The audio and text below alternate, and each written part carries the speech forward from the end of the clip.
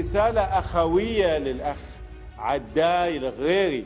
إذا كنت عندك مشكلة مع الوضع في العراق، الوضع السياسي مع بعض التيارات الدينية، لك الحق في ذلك، لا أعتقد لكن لا يصل بك الأمر أن تقف في وجه أهل البيت عليهم السلام.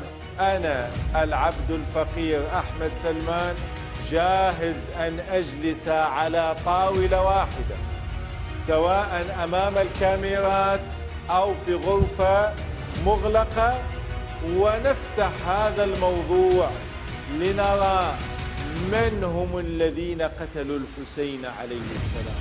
وهل هذا الرجل المسمى يزيد بن معاوية هل هو صاحب فضل على الإسلام، صاحب فتوحات؟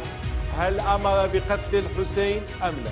إذا هي القضية قراءة وبحث علمي فلا بأس بذلك، نحن أول من نشجع على البحث العلمي وعلى مقارعة الحجة بالحجة.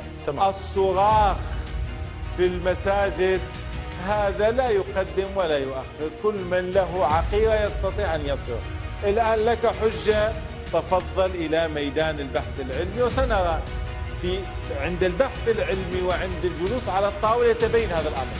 هل القضية هي شبهة تاريخية، قراءة تاريخية، قصور في الاطلاع على النصوص، أم لا أن المسألة أن القلوب تخفي شيئا في حق عترة سماحة الشيخ، بما أن عنواننا هو أضواء